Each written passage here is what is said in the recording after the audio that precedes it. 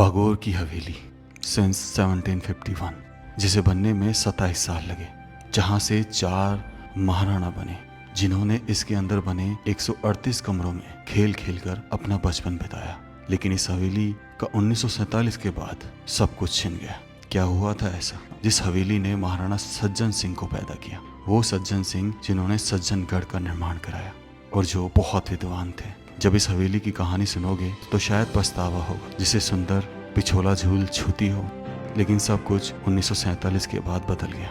जानना चाहोगे क्या हुआ था ऐसा? सच है पर थोड़ा कड़वा है। चलिए शुरू करते हैं। राम राम सर सभी को। खम्मा गणिसा राजस्थान, मेरा देश मेरा भारत। दोस्तों, इस वक्त मैं उदयपुर हूँ।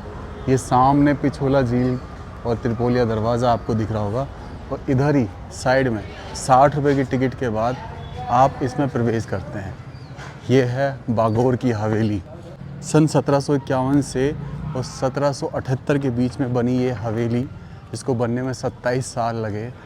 138 कमरों की है। 138 कमरे, मतलब बहुत बड़ी हवेली है। इसको बनवाया था अमर सिंह बड़वा ने, जो उस समय मेवाड़ के प्रधानमंत्री हुआ करते थे।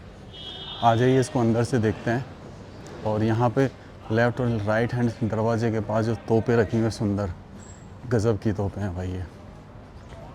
चलिए तकरीबन 275 साल पुरानी इस हवेली में प्रवेश करते हैं। ये बागोर की हवेली बेसिकली, ये देखो क्या सुंदर हवेली है।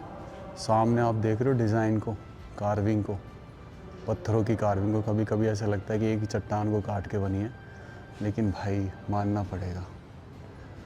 आ जाइए, यहाँ पे इधर राइट हैंड से, लेफ्ट हैंड से शुरुआत करेंगे हम। इधर से चलते हैं। जैसे हम इस हवेली के चौक में प्रवेश करते हैं तो बाईं तरफ एक शस्त्रागार होता है, और इस शस्त्रागार को देखकर इस हवेली ने जिन 4 महाराणाओं को जन्म दिया, उन्हीं के शस्त्र अंदर होंगे, यही सोच कर गया था। लेकिन एक महाराणा ऐसे थे जिनके शस्त्र भी अस्त्र भी रखे हुए थे, जिनके नाम से हम जीते हैं। जानना चाहते हो वो कौन है?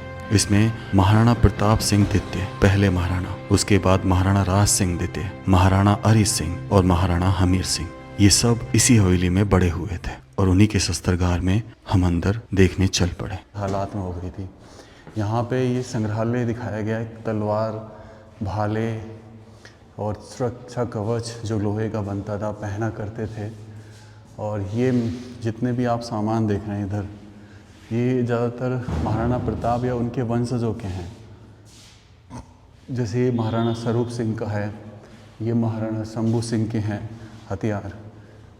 ढाल देखो कितनी सुंदर है। और ये महाराणा प्रताप के हथियार हैं। अगर आप देखेंगे सुरक्षा कवच वगैरह, बंदूक वगैरह, भाले से ज़्यादा लड़ते थे वो, भाले से बहुत प्रिय था। धनुष भी ताकते थे। तक लगभग 35 किलो का सामान अपने शरीर पर लदकर फिर चलते थे। ये देखो ताला उस ज़माने का, कितना बड़ा ताला है, और मतलब कैसे काम करता था। बड़े दरवाजे पे एक छोटा ताला भी लगा हुआ है साइड में, अलग अलग तरीके के। और ये महाराजा सज्जन सिंह के हथियार थे। तो जैसे जैसे जो राजा रहे इस हवेली के टाइम पे, उनके हथियार वगैरह यहाँ पे लगा दिए गए। इस शस्त्रागार से बाहर निकलकर हम उस राजशाही विभाग का पैनोरमा देखने के लिए अंदर बढ़ते हैं कि राजशाही शादी कैसे होती थी। लेकिन सुनने में आता था कि यहाँ पर 2 सुंदर मोर हैं, जिन पे पेट्राड्यूरा यानी पत्थरों की सुंदर नक्काशी, जिन्हें दीवार पर लगाया जाता है। एक तरीके से पत्थरों की जड़ाई, जो कि इसके जनाना महल में स्थित थी। इसमें जनाना महल और मर्दाना महल 2 बनाए गए थे। तो चलिए अब देखते हैं राजशाही शादी कैसे होती है।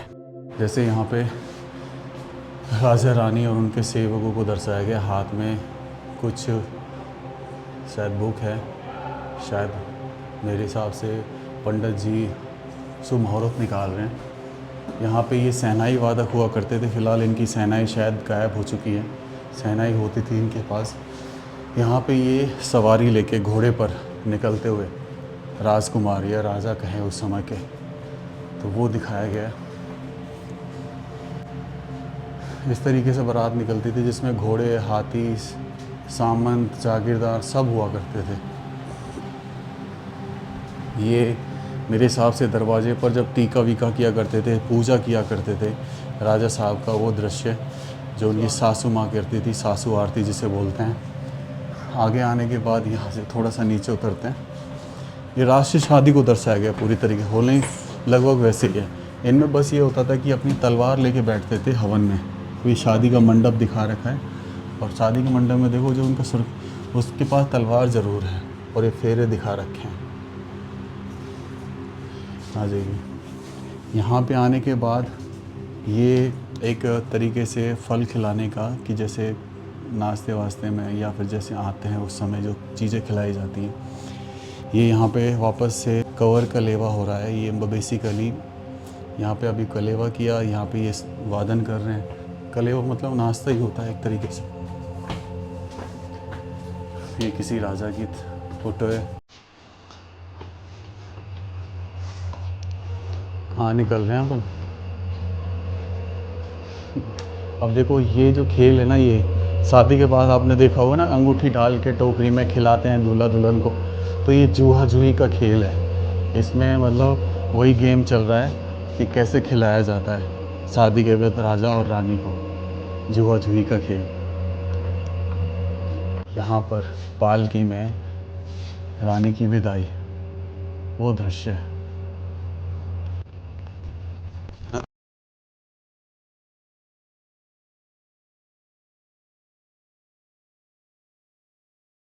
संगीत के लिए हारमोनियम बजाती हुई, यहाँ पे ये सितार बजाते हुए, और यहाँ पे ये मेहंदी का कार्यक्रम चलता हुआ रानी का, तो बिल्कुल बाहर स्थित था। चलिए, अब ये रॉयल वेडिंग तो ख़त्म हो गई, शाही शादी का कमरा ख़त्म हो गया। अब यहाँ से निकल के इस शाही गाथा में चलते हैं अपन। सामने यहाँ पे कुछ स्टैचू लगे हुए हैं लोगों के, और ये कुआं बना हुआ है इसके प्रांगण में, बहुत पुराना। कितना गहरा दिख रहा है, पानी है। और ये रेलिंग देखो भाई, इससे पानी खींचते थे बाल्टी डाल के रस्सी से।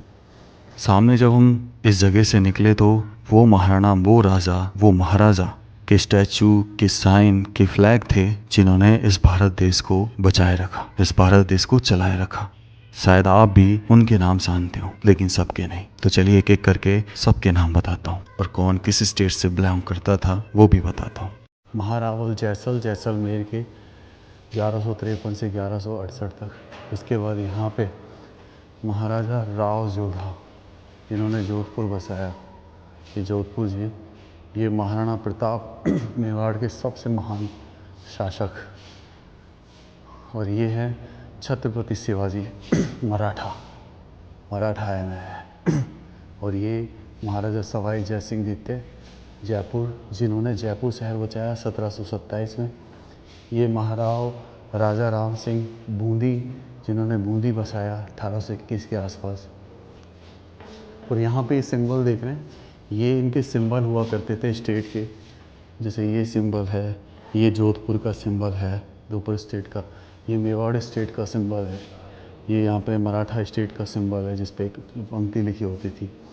ये जयपुर स्टेट का सिंबल है। ये यहाँ पे देखेंगे बूंदी स्टेट का सिंबल है। इधर ये किशनगढ़, जयपुर के पास जो स्टेट है उसका सिंबल।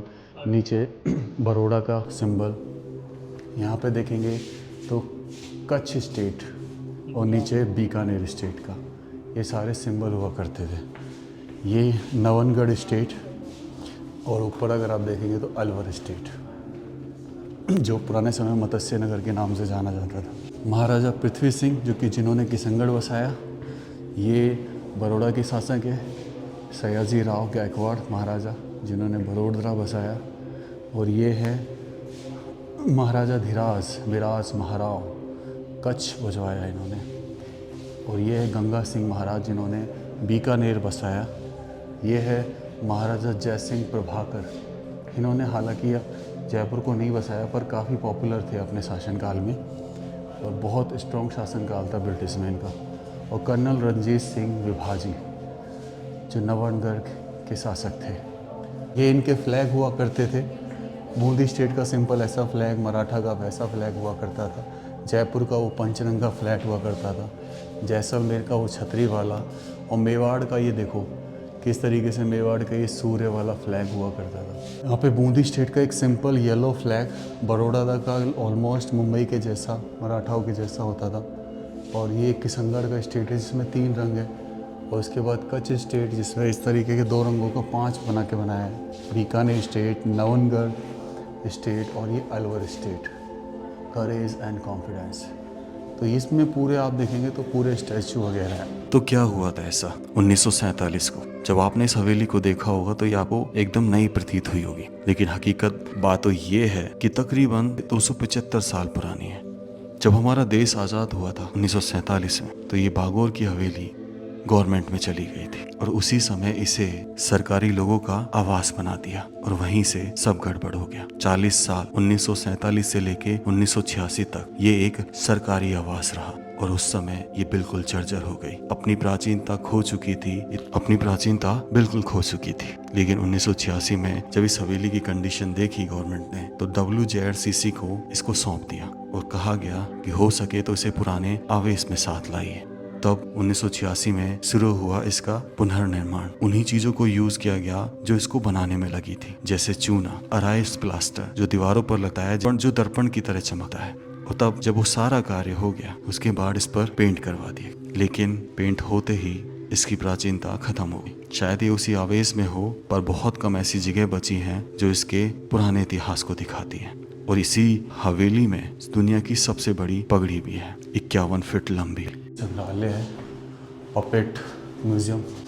वाह, यहाँ पे बहुत सारे पपेट है, ये देखो।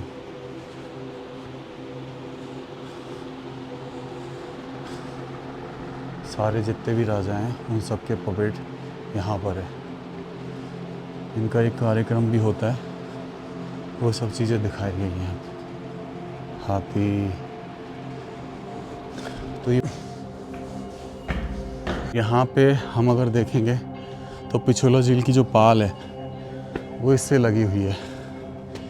ये सामने पिछोला झील, वाह। और ये देखो एक बुर्ज है, थोड़ा सा छोटा सा ये बुर्ज बनाया गया है इसमें। और यहाँ से देखो किस तरीके से पाइपलाइन जा रही है, देख रहे हो आप। और ये छोटे छोटे जो पॉइंट्स बने चौकीज, इनके नीचे से जा रही है, यानी कि कुछ ना कुछ अटैचमेंट था इनसे। वहाँ तक देखो। आज ये थोड़ा सा आगे चलते हैं। ये बीच में बना हुआ है ना भाई, छोटा सा जल महल टाइप का। वाह, गजब।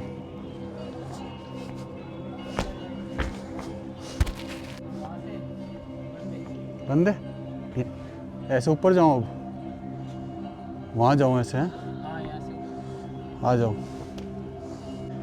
बहुत बड़े ही रहे होंगे। यहाँ पीछे ये देखो, एक अजीब सा स्ट्रक्चर, बीच में तुलसा माता के लिए जगह जरूर छोड़ रखी है। ओके, वाह क्या बात है भाई। ये देखो ब्लैक स्टोन से बनी हुई जगह पर आ गए हम। यहाँ एकलिंग जी महाराज हैं जिनको बप्पा रावल जी ने बसाया था। और ये वही मोर पेट्रा ड्यूरा, किस तरीके से पच्चीकारी करके इन कांचों को इस पे लगाया गया, बहुत ही सुंदर। लेकिन कांच देखो यहाँ से धीरे धीरे उखेड़ लिए गए हैं, जो सही नहीं है कहीं ना कहीं। ऐसे ही सिटी पैलेस में लगे हुए हैं बहुत सारे। ये बप्पा रावल जी हैं, हर्षित ऋषि द्वारा ब्लेस बताए जाते हैं।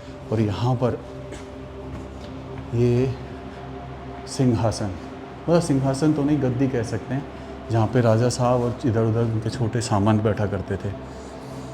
बीच में ये जो लग रहा है ये हुक्का का निशान लगता है, जो आधा इनकम्प्लीट है। इधर देखेंगे तो यहाँ पे वो हुक्का पूरा है। अंदर आके अगर हम देखें तो यहाँ पे ये देखो दरवाजे की डाट जो होती है ना, वो है ये थाल पोस है। ये भाई ये हाथों के पंखे हैं दोनों, चांदी से बने हुए। ये भी चांदी से बना हुआ है, चांदी का हुक्का है पूरा, क्या बात है। और ये मीर फर्श पीतल के बने हुए। ये गुलाब पास है इनसे, मतलब इत्र छिड़का जाता था। ये भी चांदी के बने हुए हैं। ये आप देख ही रहे हैं किस तरीके से राजा साहब यहाँ पे की गद्दियाँ हैं। ये पंखे देखो हाथों के, चांदी की इनकी डोर है। और ये आभूषण रखने, इसमें गहने रखे जाते थे, ज्वेलरी बॉक्स। ये चूने की डिब्बी हैं भाई, जो सर्वतौर चिमटी हैं ये। और ये पानदान है जो मोर की शेप का बना हुआ है, पीतल का। यहाँ पे ये लकड़ी का सिंगारदान, सिंगार जिसे बोलते हैं, ये भी छोटा सिंगारदान है। ये वो कपड़े हैं जरी और गोंद से बने हुए पोशाकें हैं जो पहना करती थी महिलाएं। ये बॉक्स है जिसमें सामान रखा जाता था। और यहाँ पे ये कंघियाँ हैं, लकड़ी की कंघी, लकड़ी की कंघी है भाई, ये छोटी छोटी। कुमकुम दानी, ये चांदी की कुमकुम दानी। और यहाँ पे ये सारे बर्तन हैं जो दरअसल खाने बनाने के काम आते थे उस समय, कुछ पीने के भी काम आते थे। तो ये पीतल का बना हुआ छामा है। और ये सिगड़ी है भाई जिसमें कोले वोले जलाते थे ना। पिक्चर है जिसमें हुक्का पीते हुए दिखाया गया है रानी को। ये बड़ी सिगड़ी, ये पानी की टंकी, ये देखो।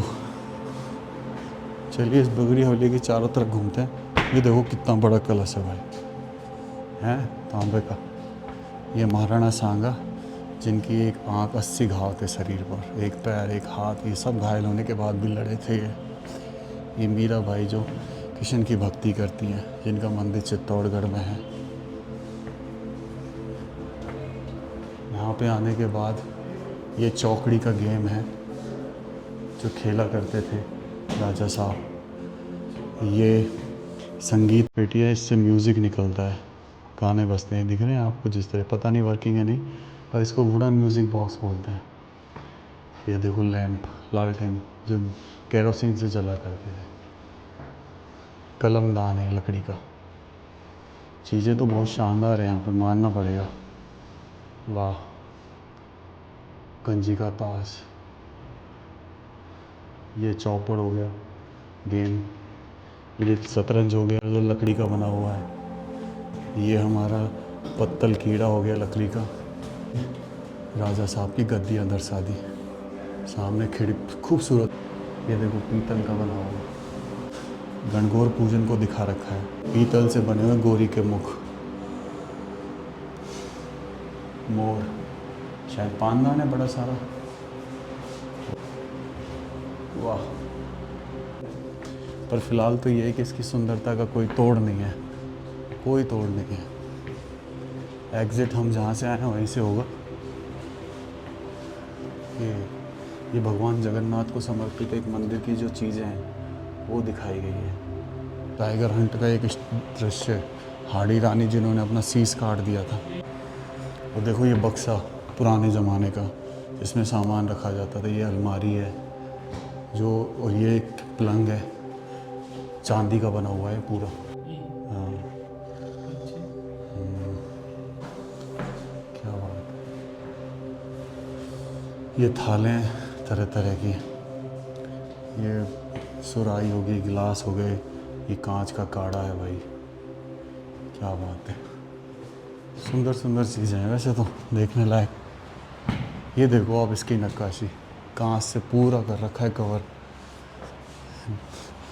अंदर चल के इसमें, वाह वाह वाह वाह वाह वाह। एक तरीके का शीश महल हो गया भाई, देख रहे हो इस हवेली का शीश महल, पूरे दीवार को सजा रखा है। हर महल में हुआ करता था। ये हिरण हो गई, ये गेहूँ जब छानते हैं तो उसका दृश्य। और यहाँ पे हैं तरह तरह की फ़ोटोज़।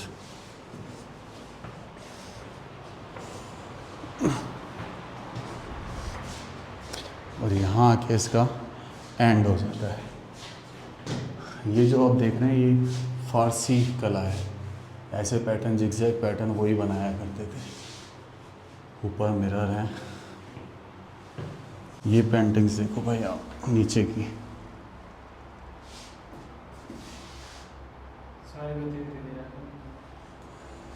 अंदर ये छज्जे देखो, छतरियाँ देखो आप कितनी सुंदर है ना। एज इट इज़ पुरानी। तो तकरीबन 275 साल पूरा ब्लैक स्टोन से बना हुआ। हम ऊपर थे, नीचे देखो ये पगड़ी संग्रहालय और दुनिया की सबसे बड़ी पगड़ी ना इसी के अंदर है। आइए मैं दिखाता हूँ आपको। ये हो सबसे बड़ी पगड़ी। तरह तरह की पगड़ियों का डिस्क्रिप्शन है यहाँ पर, किस किस तरह की पगड़ियाँ यूज़ की जाती है। ये जो आप पगड़ी देख रहे हैं ना, इसका वजन 30 किलोग्राम है और इसको बनाया था बड़ौदा के कलाकार अवंती लाल चावला ने 25 दिनों के भीतर। 51 फीट लंबी, 11 इंच चौड़ी, ये राजस्थान ही नहीं, गुजरात मध्य प्रदेश की पगड़ियों की शैली का एक जटिल मिश्रण था और ये दुनिया की सबसे बड़ी पगड़ी बन गई। लेकिन सबसे बड़ी बात ये थी कि इसको बनाया क्यों गया था। तो ये किसी राजा को पहनने के लिए नहीं बनाई गई थी ये पगड़ी। दरअसल ये राजस्थान की शिल्प कला, सांस्कृतिक विरासत को और उसकी परंपरा को प्रदर्शित करती है और इसको उसके बाद बागोर की हवेली में रख दिया गया ताकि आने वाले लोग हमारे राजस्थान की गरिमा को समझ सके। वे किस तरीके से बांधे जाते हैं वो भी दर्शाया गया है। जैसे यहाँ पे देखो अलग अलग तरीके के साफे हैं, अलग तरीके के साफे हैं। राजस्थान करके लिखा हुआ है कि पगड़ी के बारे में कि कैसी पगड़ी आप पहनना चाहते हैं।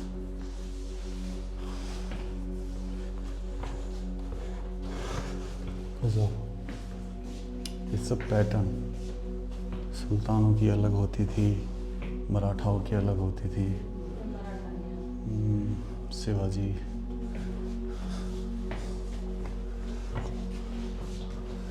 वाह। बाहर आकर ये सितार आपको दिख रहे होंगे जो उस समय बजते होंगे। अभी तो फिलहाल इनके तार वार टूटे नज़र आ रहे हैं, पर हाँ बजते ज़रूर थे। ये वाद्य यंत्र हैं जितने भी, ये ढोलक, तबला, ऊपर अंदर देखो अलग तरीके का सितार है, एक सहनाई, बांसुरी, सब हैं इसमें। ये वायलिन हो गया भाई।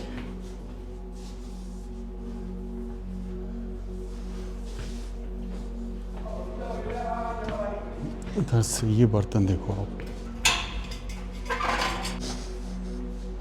बाकी सारे कमरे बंद हैं। चलिए अब बाहर निकलते हैं यहाँ से।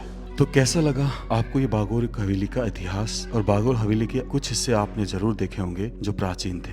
इसके ज्यादातर कमरे बंद कर रखे थे जो सब लोगों के लिए नहीं थे, लेकिन अभी भी जैसे कि हमने वो शीश महल देखा, वाकई में लाजवाब था। तो वीडियो को एंड करने का समय आ गया। राम राम सा सभी को। खम्बा गणिसा राजस्थान, मेरा देश मेरा भारत।